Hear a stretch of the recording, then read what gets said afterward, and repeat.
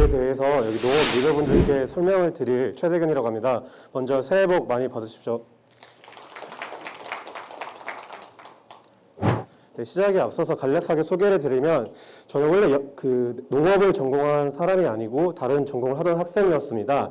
하지만 농업에 대해서 군대를 제대하고 나서 농업의 뜻을 품고자 이제 고구마 농사를 시작했는데요. 이제 그걸 하고 나서 이제 농업의 꿈을 품고 유학을 해서 이제 농업에 대해서 전공을 하는 사람이 되었습니다. 그래서 현재는 농업을 생각하면은 이제 가슴 뛰는 청년이라고도 소개를 하고 농업 외교관이라고도 저를 자신을 소개를 하는데요.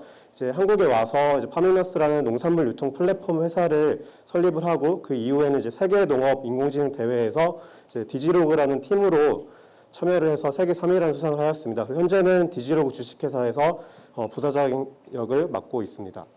네, 2020년에 이제 코로나19가 발생이 되었는데요. 그 이후에 이제 한국농촌경제연구원에서 조사한 바에 따르면은 2,000명의 도시민을 대상으로 이제 코로나19 이후에 농업에 대한 중요성이, 그리고 식량 안보에 대한 중요성이, 그리고 세 번째로는 먹거리에 대한 안전성이 중요하다고 답을 한 사람이 67.6%였습니다. 그만큼 이제 50% 이상이죠. 이제 많은 사람들이 농업에 대한 중요성을 점점 더 이제 중요하게 생각하고 있다는 점인데요. 네, 에그테크 농업 주제에 들어가기 전에 말씀드릴 부분이 있습니다.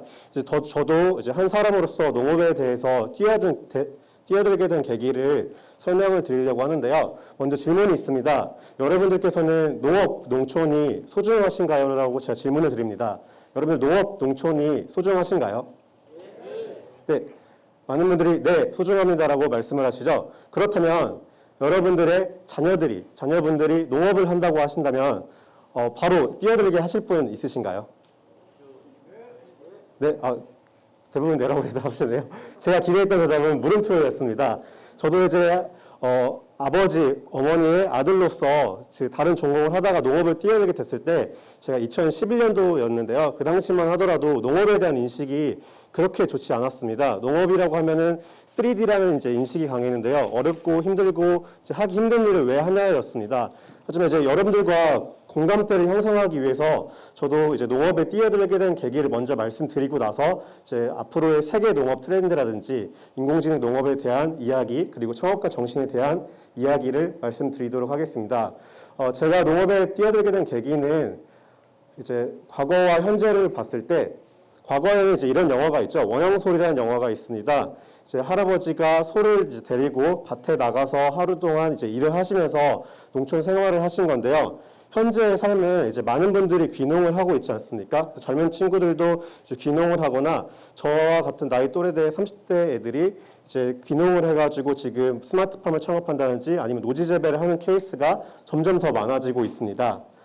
저 같은 경우에도 이제 농업 스타트업 이제 CEO를 꿈꾸면서 여러 이제 농업의 일을 경험하게 됐는데요. 처음에는 이제 제가 영어 전공을 하던 학생이었습니다. 이제 그 이후에 제대를 한 이후에 이제 고구마를 한번 경작을 하게 됐고요. 이제 많은 고객들로부터 많은 피드백을 받았습니다. 그래서 제가 그 꿈을 이제 계속 연장선상에서 이렇게 네덜란드 유학까지 가게 되었는데요. 처음에는 이런 식으로 이제 농지를 임대를 해서 제가 자색 고구마라는 작물을 이제 경작을 했는데요. 오른쪽에 보시는 것처럼 이렇게 많이 휘어 있습니다.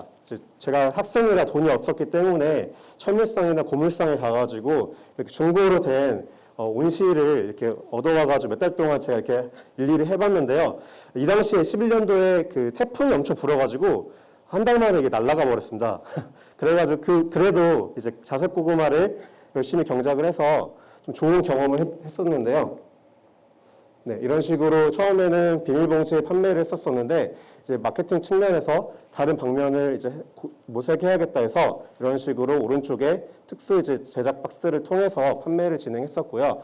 2011년도, 12년도에 SNS를 통해서 이제 판매를 했던 게 저한테는 큰 경험이었던 것 같습니다. 이제 오프라인이나 시장에서 판매를 할 수도 있었는데 이렇게 온라인으로 함으로써 다양한 소비자들과 소통을 할 수 있었던 부분이 있습니다. 그래서 여러분들도 이번 시간에 그 농업 관련된 리더분들이시지 않습니까? 다양한 유통 플랫폼들, 그리고 이따가 설명드릴 스마트팜 관련해서도 다양한 사업, 그리고 이제 마지막에 말씀드릴 이제 메타버스라는 이야기도 잠깐 드릴 텐데요. 이제 다양한 산업군에서 그리고 특히 농업에서도 이런 것들이 많이 접목이 된다는 부분을 말씀드리고 싶습니다. 저 같은 경우에 이 당시에 농업은 3D 산업, 부정적인 시선들이 많았는데요. 제가 했던 농사는 여러분들이 하시는 것과는 다르게 취미 농사라는 평을 많이 받았고요. 주변에 부정적인 시선이 많았고, 그리고 마지막으로 이제 아버지의 반대가 심했었습니다. 그래서 농업을 정말 해보고자 열정을 가지고 고민을 많이 하던 시기에 여기 많이들 아시는 이순재 선생님을 한번 뵀었습니다. 해화동, 서울에 있는 해화동에서 아버지라는 연극을 하셨었는데요. 거기서 이제 끝나고 제가 이제 분장실을 찾아가서 말씀을 들었습니다. 선생님, 이순재 선생님, 농업에 대해서 앞으로 어떠실 것 같으세요? 의견 좀 부탁드립니다 했을 때 딱 이 말씀을 하시더라고요. 농업은 앞으로의 미래다라는 말씀을 하셔가지고 이제 아버지와의 이런 불화나 어려운 의견 소통 같은 부분도 말씀을 드렸는데 그래도 너가 정말 하고 싶은 걸 해봐라 해서 고민하지 않고 다음날 오른쪽에 보시는 사진처럼 이렇게 유학 박람회에 가서 준비를 하고 이제 네덜란드에 가게 되었습니다. 네, 여기 농업의 미래라고 말씀하신 분들이 또 다른 분들이 많은데요. 왼쪽에 있는 이제 짐 로저스, 이제 홀딩스의 회장분입니다. 이분이 한국에 와서 많은 분들께 연사를 한 적이 있는데요. 여기의 주제는 농업은 향후 가장 유망하고 잠재력이 뛰어난 산업 중에 하나라고 말씀을 하셨습니다. 그래서 한국에 있는 경영학과 다른 학생들 경영학과 MBA를 가지 말고 농업과로 가세요라고 말씀해 주셨고요. 오른쪽은 많이들 아시는 이제 마이크로소프트의 빌 게이츠 회장님이십니다. 이분이 하신 말씀 중에 하나가 농업은 최상의 과학에 기초해야 한다고 말씀을 하셨고요. 지금도 농업 관련된 에그테크 회사들에 엄청나게 많은 투자를 하고 있습니다. 현재 마이크로소프트가 다양한 농업 기업들에 아니면 로봇 기업들에 이렇게 투자를 많이 하고 있고요. 네, 여러분들 스마트팜 하면은 대표 작물이 뭐가 있을까요? 여기 나와 있긴 하지만 한번 말씀해 주시겠어요? 토마토, 여기 보이는 파프리카, 딸기, 오이, 수박, 그리고 이제 네덜란드에서는 이제 에그플랜트라고 해서 가지 종류도 많이 하고 있는데요. 여기서 오늘 제가 간략하게 말씀드릴 부분은 이제 토마토입니다. 그러면 이 사진을 보면은 어떤 것처럼 보이시나요? 네? 금괴, 강정. 이건 이제 네덜란드의 토마토 월드라는 곳을 가보시면은 처음 입구에 들어서자마자 보이는 부스에 있는 모습입니다. 이건 이제 금괴를 형상화한 건데요. 하나하나 작은 알들을 보시면은 이게 종자입니다. 토마토 종자인데요. 오른쪽 위에 가격이 얼마 정도 될 것으로 생각되시나요? 이 한 주머니 팩에 있는 게 한 4천만 원 정도의 가격입니다. 그래서 이걸 금괴로 형상화한 이유는 그 종자 하나의 1g이 금 1g보다 훨씬 비싸다는 것을 표방하기 위해서인데요. 이제 농업 산업에서도 이렇게 종자 산업도 엄청 유명한 산업 중에 하나라는 걸 말씀드리기 위해 이 사진을 채택했습니다. 네, 여기에 보시면은 지금 여러분들이 드시는 토마토의 종류가 한국에는 몇 가지가 있을까요?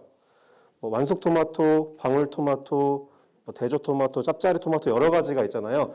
지금 네덜란드에는 80여 종의 토마토가 지금 연구가 되고 있고 다양한 토마토가 있습니다. 제가 네덜란드 와게닝겐 대학교에서 연구를 할 당시에 제 친구가 이 종자회사, 네덜란드 종자회사랑 같이 협업을 하는 연구를 했었었는데요. 저한테 물어보더라고요.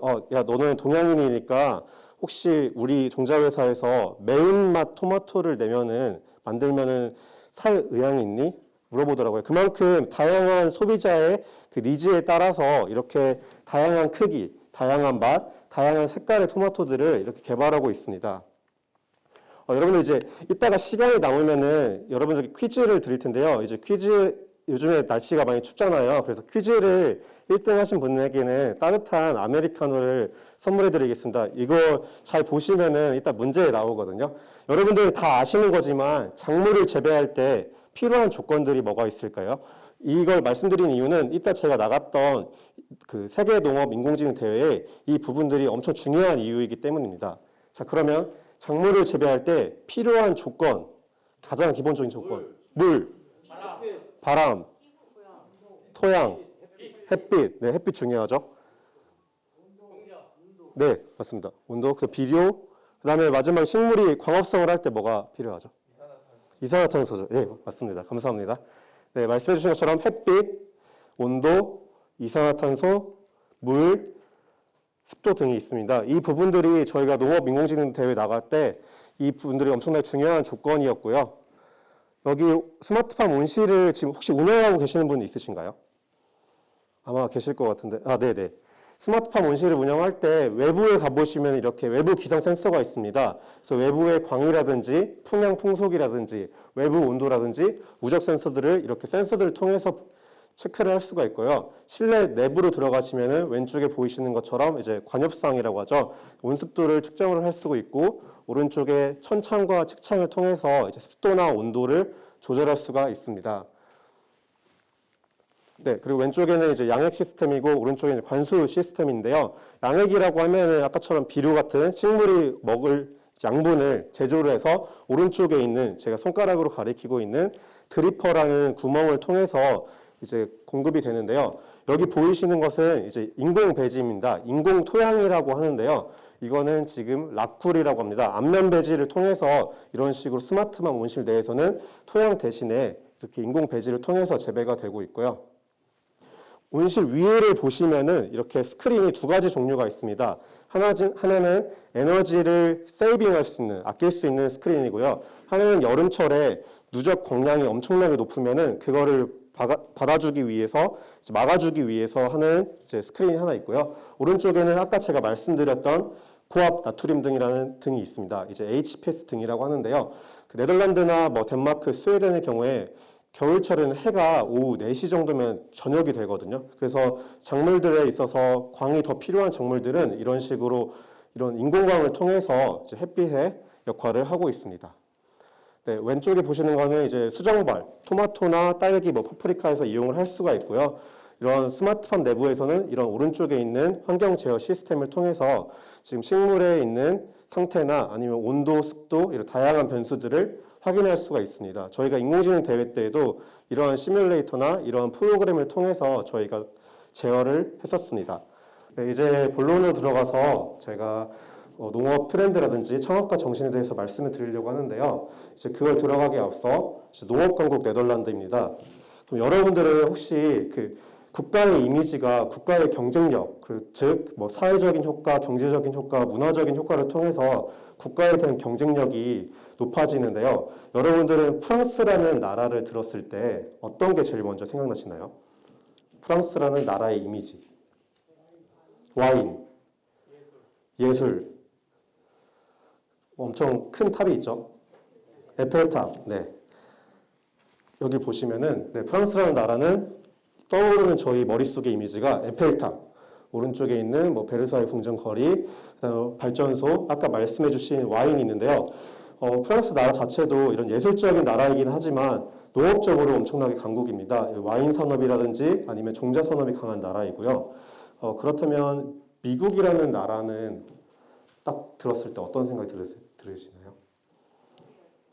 네, 자유의 신상. 맞습니다.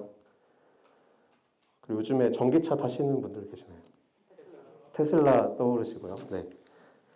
네, 자유의 신상 맞고 오른쪽에 여러분들 중 몇 분이 쓰고 계시는 아이폰을 만든 스티브 잡스 그리고 이제 테슬라 타고 계시면은 그걸 개발한 일론 머스크 그리고 이제 스타트업들의 성지라고 하죠. 실리콘밸리가 있는데요. 미국도 세계 농식품 수출국 1위인 농업 강국입니다. 그렇다면 2위는 어디일까요? 1위는 미국인데 네, 네덜란드 맞습니다. 많은 분들이 중국이나 다른 나라를 생각하시는데 그 네덜란드는 작은 나라가 농식품 수출국 2위인데요. 그러면 네덜란드를 여러분들이 딱 들었을 때 마지막으로 드시는 이미지가 뭐가 있을까요? 네덜란드는 무슨 나라죠? 꽃의 나라, 튤립의 나라, 풍차의 나라. 2002년도에 월드컵 때 그스 히딩크 감독의 나라이기도 하죠. 네, 여기 보시는 것처럼 매년 이렇게 꽃 축제가 열리거든요. 네덜란드에서 풍차, 튤립. 튤립도 원래 네덜란드 거가 아니라 예전 시대 때 이제 터키 왕국에 있는 그 튤립 종자였는데 그걸 이제 네덜란드가 가져와서 특허를 내고 이제 네덜란드 거가 됐는데요. 오른쪽 위에 보시는 것처럼 네덜란드 나라는 엄청 작습니다. 한국의 3분의 1 정도 크기인 나라이고요. 경상도 크기라고 보시면 될 것 같습니다. 그런 나라가 세계 농식품 수출국 2위입니다. 그리고 농업 강국입니다.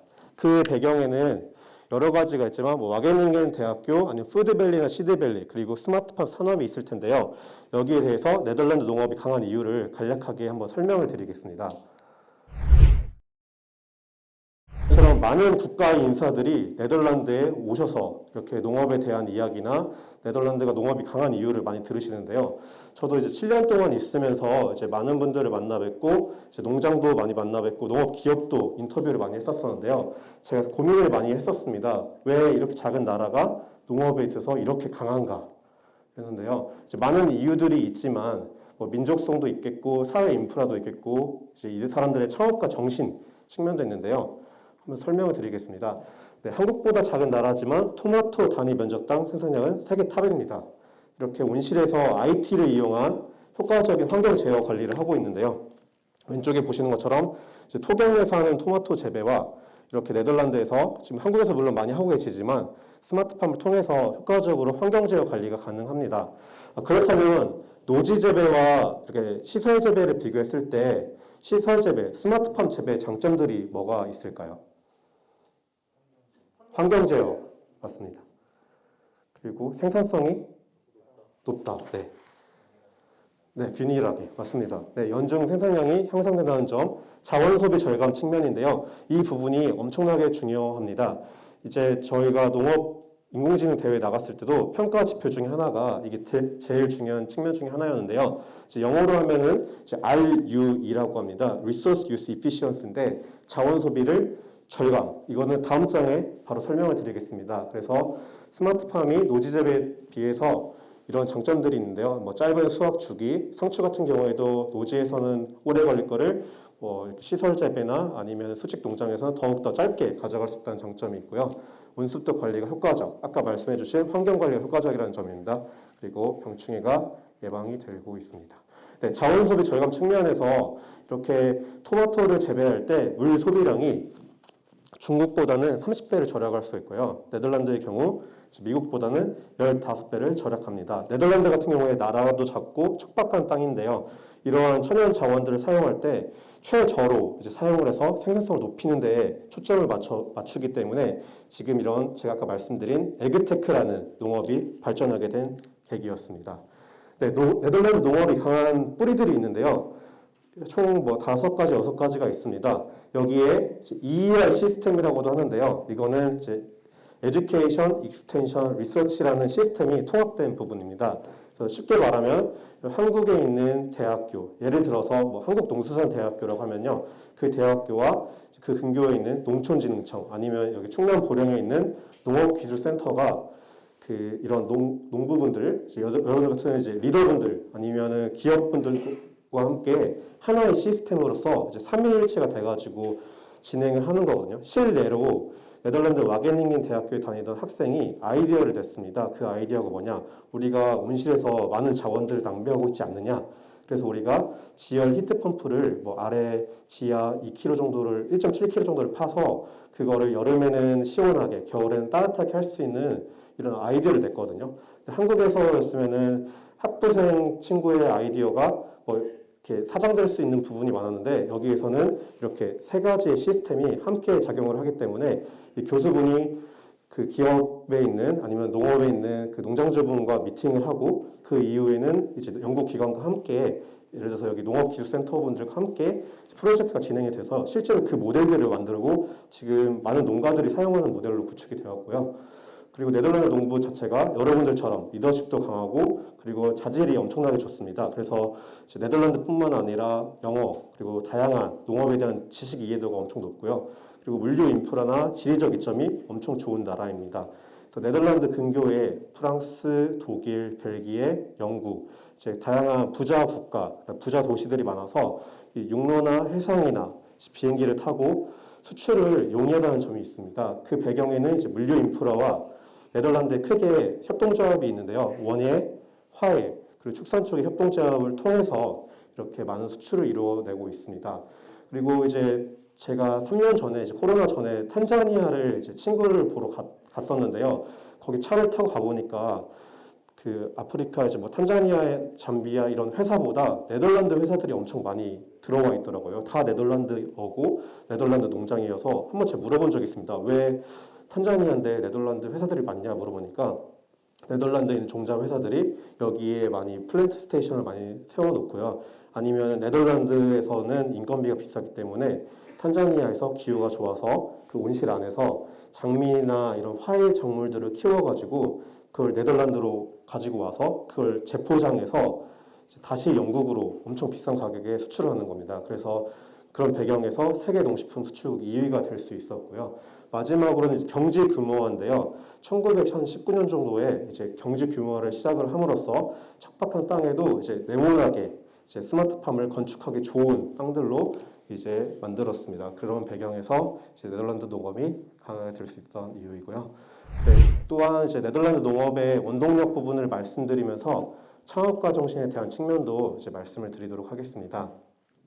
네, 이것도 아까 첫 번째 말씀드린 ER 시스템의 한 구성인데요. 학교와 연구기관과 그리고 이런 기업들, 그다음에 농장분들이 같이 함께해서 하나의 협력 모델을 만드는 건데요. 이게 정말 잘 되어 있어서 네덜란드 농업이 강해졌고요. 몇 년 전까지만 해도 네덜란드에는 그 농림부 같은 그런 기관이 부서가 없었습니다. 부처 간 경계가 없었는데 그 이유 중에 하나가 농업을 농업으로 바라보는 게 아니라 농업을 농산업으로 바라보기 때문에 이런 농업 관련된 부서는 그 경제부 쪽에서 관리를 하고 있었습니다. 그래서 부처 간 통합을 시도했고요. 지금은 이제 다시 농산업이 부활을 해서 이제 농림부가 부활을 한 케이스고요.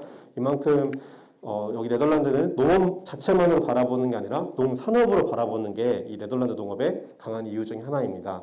그래서 이렇게 크게 8가지가 있는데요.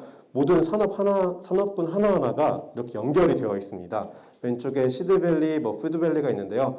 종자산업, 생산, 그 다음에 유통이나 경매, 네덜란드 음식, 교육, 관광사업, 재정, 농기계 이런 모든 사업들이 다 하나로 연결되어 있습니다. 그렇기 때문에 이런 시너지를 낼 수가 있었고 네덜란드 농업이 강한 원동력 중에 하나입니다.